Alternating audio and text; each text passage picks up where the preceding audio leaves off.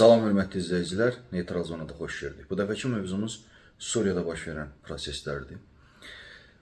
Ümumiyyətlə, Rusiya-Ukrayna müharibəsi və Amerika ilə əslində Rusiya arasındakı danışıqlar və Zelenski ilə Trump arasında olan ümumiyyətlə sözdə atışmalar Suriyadakı prosesləri bir qədər arxa fona çəkmişdi. Elə həm də Cənubi Qafqazdakı proseslər də arxa fona atmışdı.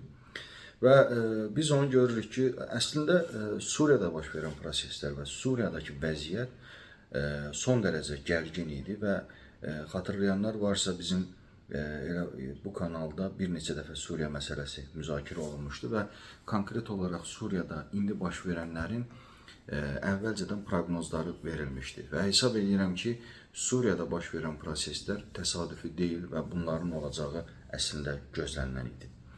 Niyə gözlənilən idi? Çünki Suriyanın hazırki hakimiyyəti, Əl-Şara hökuməti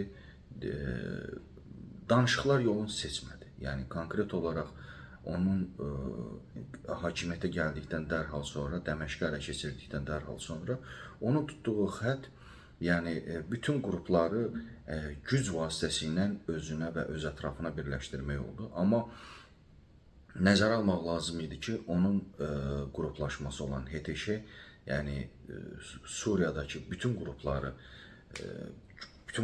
güc gəlmək və bütün qrupları öz ətrafında birləşdirəcək səviyyədə deyildi və ona görə də istər Kürd qruplaşması, istər Türkmənlər, istər Durzilər və Ələvilər və digər qruplaşmaların hamısı onunla işləmək istəmədilər və yaxud da ki, ondan uzaqlaşdılar. Əslində, Əl-Şaranın özünü daha çox müzakirə etmək lazımdır, hesab edirəm ki, onun davranışlarını və etdiklərini müzakirə etmək lazımdır. Əl-Şara təbii ki, Suriyada, yəni HTŞ-nin məlum o əməliyyatları və Dəməşqə ələ keçirilməsi, təbii ki, burada və iddia da olundu, əslində görünənlər də odur ki, bu birbaşa Türkiyənin prosesdə dəstəyi var idi. Məsələ ondadır ki, o Türkiyə olan borcunu və yaxud da ki, bu məsələnin həllində Türkiyənin etdiyinin cavabını verə bilmədi. Məsəl üçün, qurduğu hökumətdə türkmənləri demək olar ki, türkmənlərə yer vermədi, orduda türkmənlərə yer vermədi.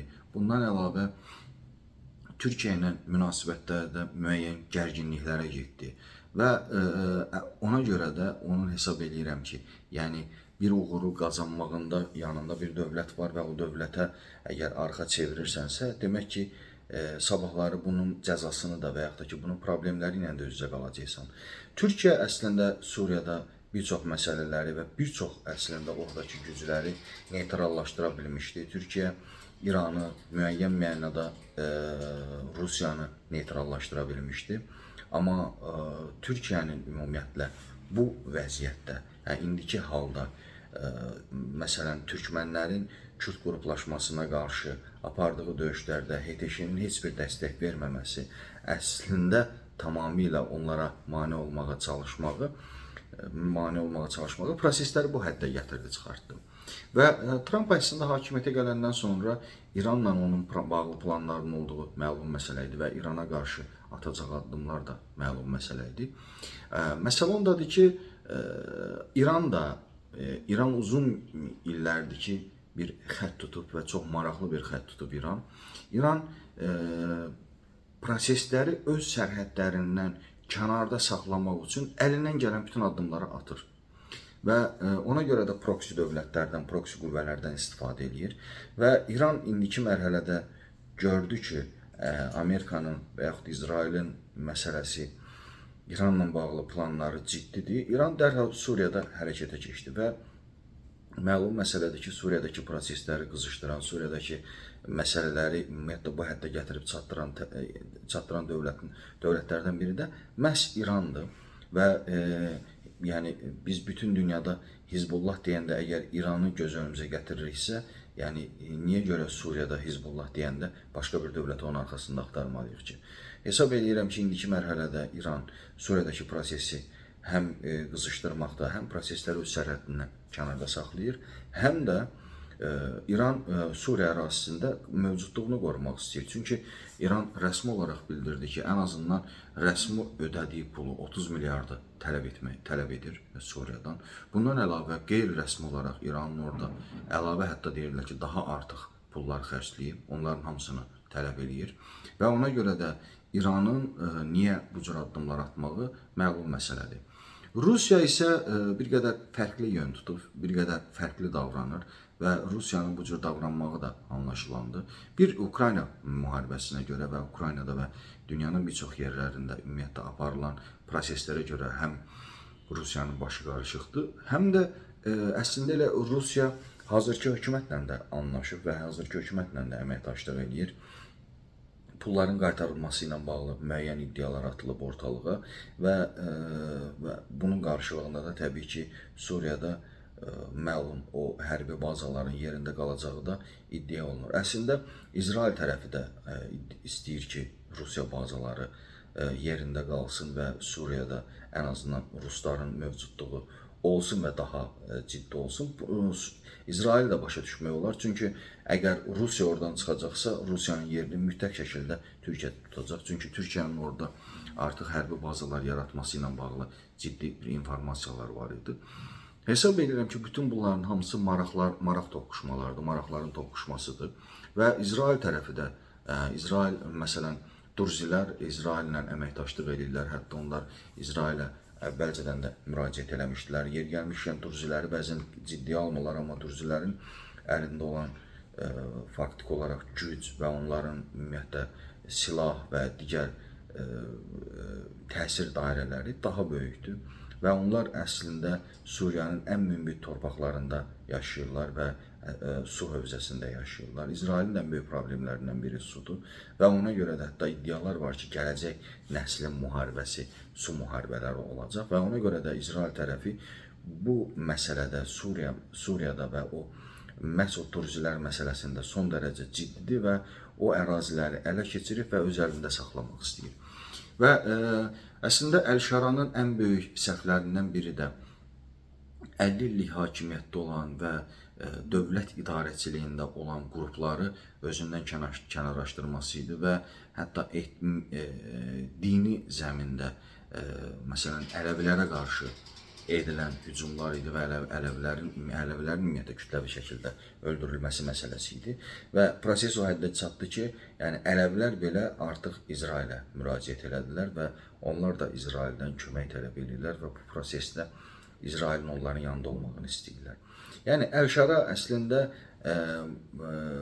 normalda o həm Kürd qruplaşmaları ilə, həm Türk qruplaşmaları ilə, həm Durzilərlə, Ələvilərlə və digər bütün qruplaşmalarla bir araya gəlib və əgər Suriya dövlətinin vahid şəkildə olmasını istəyirdisə, bir araya gəlməlidir və bunları həll etməlidir. Amma o fərqli yön seçdi, fərqli istiqamət götürdü. Təbii ki, Suriyada bütün etnik qrupların hamısı silahlıdır və bütün dini qrupların, yəni məzhəblərin hamısı silahlıdır. Aşirətlərin hamısı silahlıdır. Yəni ən kiçik qrupların belə kifayət qədər ciddi şəkildə silahı var və ona görə də əslində Suriyada proseslər, yəni o cür silahlanmış qruplara qarşı silahlı bir mübarizə ilə onları belə deyək də tabe etmək asan məsələ deyil, əslində çox çətin məsələdir. Nəzərə almaq lazımdır ki, Suriyanın ordusu da yoxdur. Suriyanın ordusu niyə yoxdur? Çünki həm onların Suriya ordusunda xidmət edən zabitlər və əskərlər silahı yerə qoydular, formalarını soyundular və getdilər. Yer gəlmişkən o silahlar da müəyyən qrupların əlinə keçdi. Bundan əlavə həm də İsrail tərəfi Suriyanın demək olar ki, bütün hərbi bazalarını, bütün hərbi obyektlərin hamısını raket zərbələrindən vurdu və sıradan çıxartdı. Yəni ona görə də əslində Əl-Şaranın əlində qalan qruplar yalnız o HTŞ qruplarıdır ki, o qrupların da böyük bir gücü yoxdur və ona görə də indiki mərhələdə Suriyada sanki Suriyada ilk dönəmini xatırladır və bir vətəndaş müharibəsinin içərisindədir. Düzdür, iddialar var ki, artıq proses yekunlaşıb, ilk mərhələ dayanıb, amma elə rəsmi açıqlamalardan da görünür ki, proses hələ ki yekunlaşıb deyirlər və heç kim demir ki, məsələni kökündən həll ediblər. Ona görə də düşünürəm ki, Suriyadakı proseslər daha da şiddətlənəcək, daha da alovlanacaq. İsrail orada öz maraqlarını təmin etmək üçün daha çox addımlar atacaq. Türkiyə maraqlarını təmin etmək üçün geri addım atmayacaq və bu prosesin içində olacaq. İranı təbii ki, diqqətdən kənarda saxlamaq olmaz. İran orada kifayət qədər böyük, güclü proksi qüvvələri var və İran da dayanmayacaq. Rusiya isə çox maraqlı mövqe sərgiləyir. Normalda bu tip proseslərin içərisində qabaqda gedən həmişə Rusiya olurdusa, Rusiya bir qədər kənardan müdaxilə edir və Rusiya çox maraqlıdır ki, danışıqlar yolu ilə məsələni həll etmək istəyir. Normalda ruslar daha çox bunu özləri maraqlı olurdular, müharibə olsun və yaxud da ki, döyüşlərlə və yaxud da ki, qarışıqlıqlarla istədiyini əldə eləsinlər. Bu dəfə ruslar bir qədər fərqli mövqe tutublar. Hesab edirəm ki, Suriya məsələsi, Suriyadakı prosesdə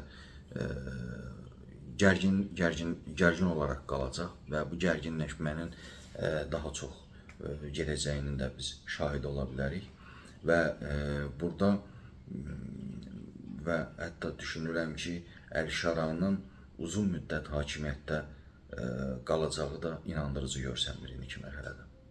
İzlədiyiniz üçün təşəkkür edirəm. Sağ olun, var olun.